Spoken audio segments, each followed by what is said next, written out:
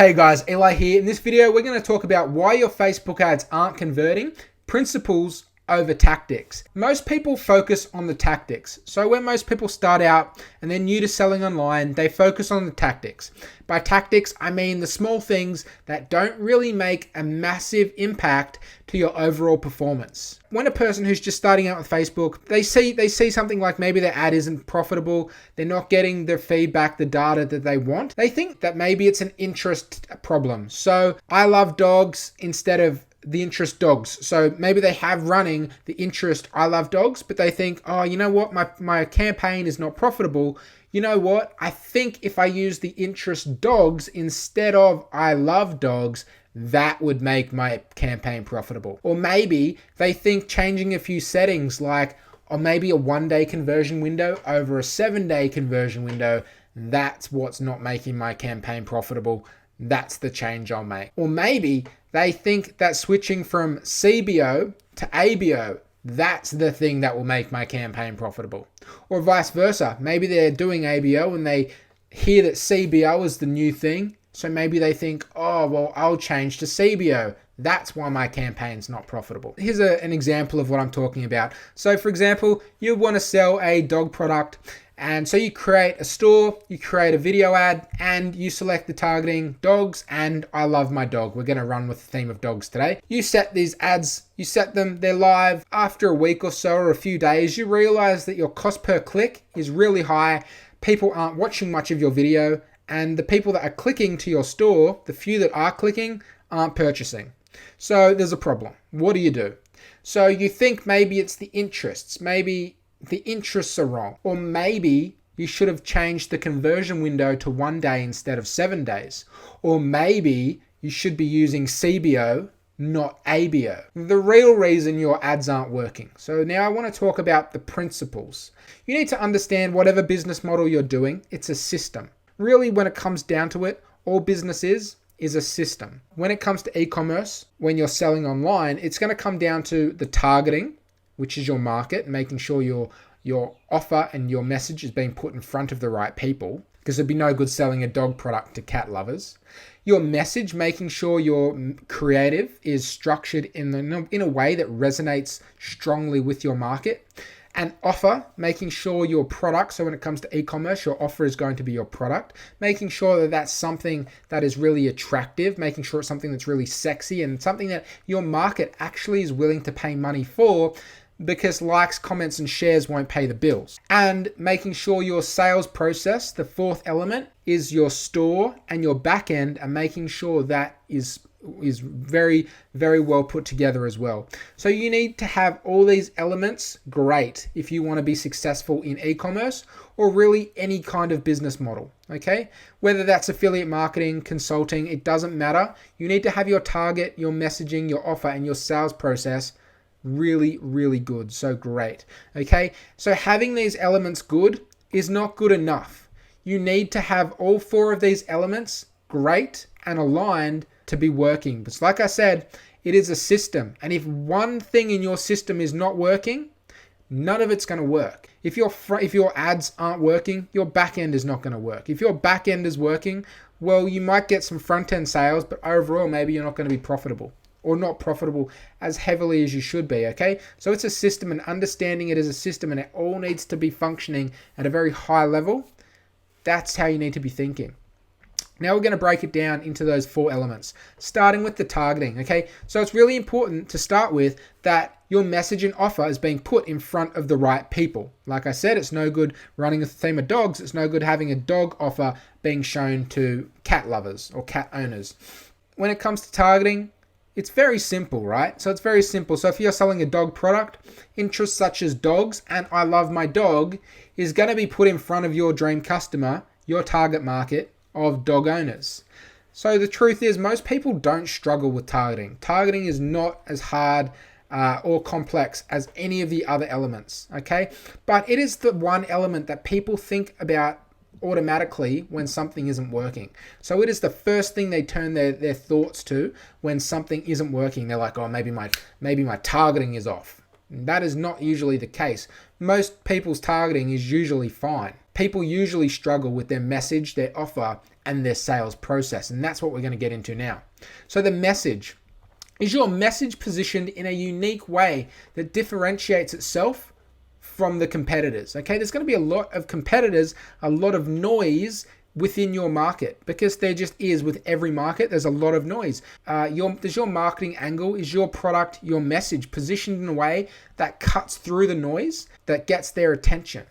Does it speak to their pains, their pleasures, and their desires? So when I'm talking about your message, this is what goes inside of your ads. This is what hooks people. This is your copy, okay? Does it speak to their pains, their pleasures, their desires? If you don't know your market's pains, pleasures, and desires, I don't recommend you run Facebook ads yet. You probably need to go back and do some market research, okay? Is what you are saying enough to get people willing to pull out their credit cards and give you money? Do you speak their language? Is there any common language patterns, phrases, or words that your market tends to use? And if you were to use these words, maybe you could relate with these people on a deeper level. But at the same time, are you using any unnecessary jargon that may confuse, overwhelm, or maybe distract people from what it is you're trying to actually say? Okay, so these are some of the things you need to consider within your message. Now, the offer, what is it? Okay. This is really important because when it comes to e-commerce, the product is largely the thing that will make or break your front end, or really any end. Okay, so it is super important that you have a product that your market actually wants. Okay, so when you're selling something, does your market actually want it? Is it something they're willing to pay money for? People vote with their wallets. Like I said, likes, comments, and shares do not pay the bills. Is your product something amazing that's going to wow them, that's going to hook them and capture their attention, that solves their problem or moves them closer to their desired situation? Like I said, you need to know what your market's problems are, what their desired situations are. If you're just jumping into a product without really knowing this stuff, you need to go do some market research. Is the price point and the perceived value aligned? Okay, is it accurate? Okay, do you have a product that you're pricing at $50? Does it have a perceived value of $50? Okay, because if one of those is off, if either your pricing is off or the perceived value is not aligned, then people are not going to convert. Okay, so making sure whatever you're selling your product at, it has a perceived value that can justify that price point. Okay, because if that is unbalanced, then you probably aren't going to get sales. Now, is it an irresistible offer? Is it something that is just so amazing that your market can't say no to? Think about that, okay? Is it an irresistible offer? If you're going to buy something online from a brand that you've never seen before, you don't know them, you don't trust them, you're going to give them your card information, your personal information, your offer better be irresistible, okay? Because that's what's needed to get somebody across the line who doesn't know, like, or trust you.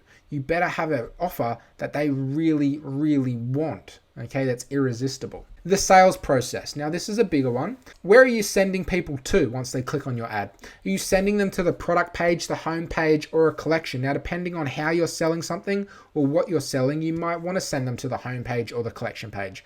But more often than not, most people are selling one particular product, so you're going to send them to the product page. The page that they land on, is it congruent with what they've just seen and experienced? So if they've gone through your ad, are you sending them to the next logical step in the sales process? Do your product pages resonate with your market? Does it speak to the pains, pleasures, and desires? Does your product page counter common objections that people in your market tend to have? As your ads start getting more and more traction, if it resonates with your market, people are always going to have objections or questions in their mind that if they can't overcome these questions or objections, they're never going to purchase, okay? And it's very safe to say that for every one person that has a question, it's very likely that there are going to be 10, 20, 100 people that have that exact same question, but they're just not asking it. Okay, so if you see a pattern starting to repeat, people asking the common questions, it's very important that you think about adding that answer into your product page. Okay, because the last thing you want to do is somebody bounce and not make a sale because you're not countering their objections. Is there any unnecessary friction that may lose the sale? Okay, is there anything at any stage that may prevent the sale? Are you using too many pop-ups, too many spinny wheels, spinny discount wheels, or too many upsell apps? Is there anything going on? Are you charging shipping? Are you charging an exorbitant amount for shipping? Is there any friction that may be hurting the sale that you can look at? Do you have a sound cart recovery process in place to convert the people that don't buy? Okay, because truth is most people don't buy the first time around, and it takes them 2, 3, 5, 7, 10 times maybe before they're actually going to purchase. Most people don't purchase. Do you have a system in place that can capture people who leave, bring them back, and convert them into paying customers? And this is really important, this last point. And this is something that's going on with e-commerce right now. And I've been guilty of it, but I know a lot of people are guilty of it as well. Now, that is the churn and burn method. So a lot of people right now, they're running a product, they're running a one product store, and they sell a product.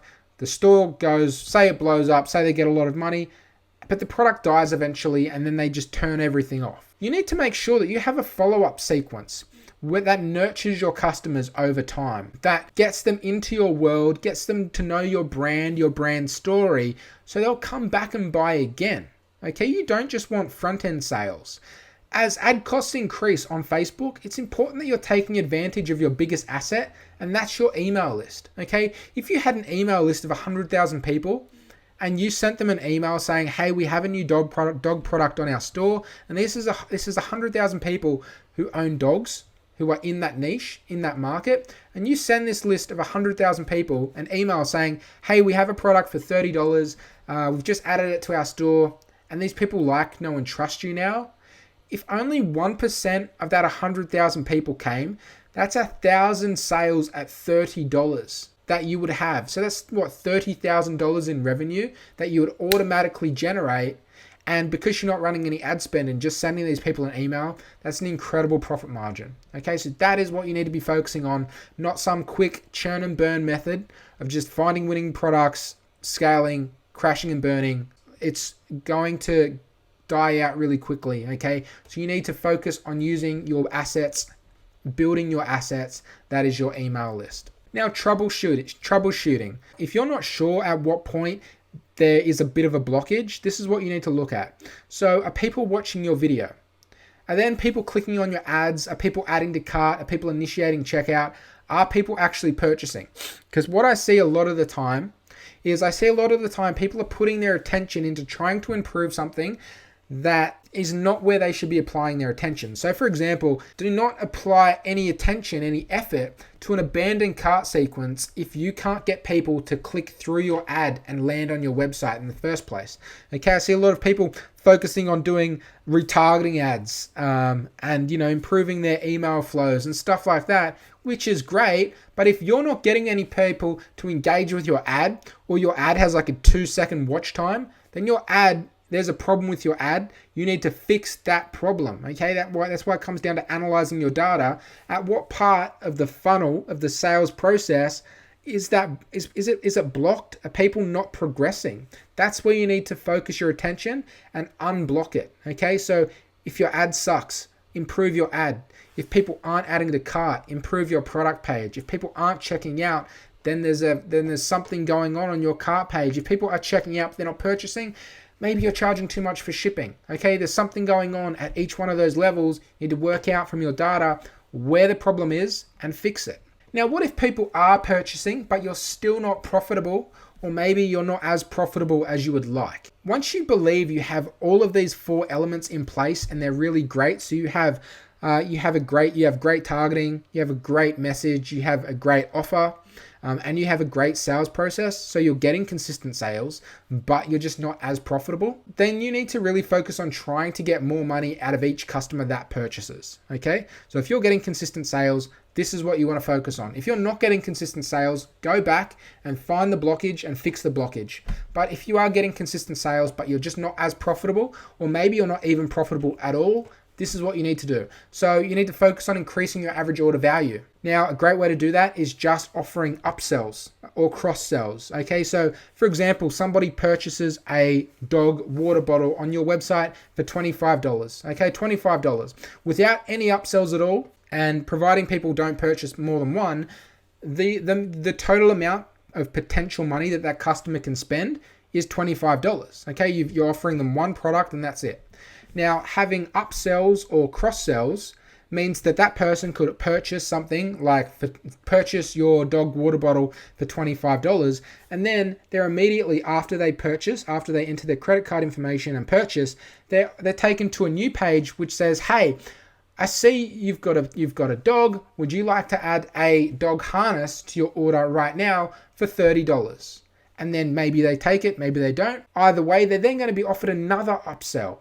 Would you like to purchase an in-car dog seat cover, for example, right? For $50. And all of a sudden, you've taken the amount that the customer can spend with you from $25. You've nearly 4x'd it, okay? You've taken it to, now they can purchase the water bottle, they can purchase the harness, they can purchase the seat cover, okay? You've really increased the amount of money that customer can potentially spend with you. The more potential money a customer can spend with you, the higher your average order value is going to be. Not every customer has to take the upsells, but if 1 in 50 do, your average order value is going to increase. And that's what you need to be focusing on if you're getting sales, but you're not as profitable. Focus on trying to squeeze as much money out of each customer as you can. Okay. Now, I use ClickFunnels personally to create sales funnels that can offer that one-click upsell.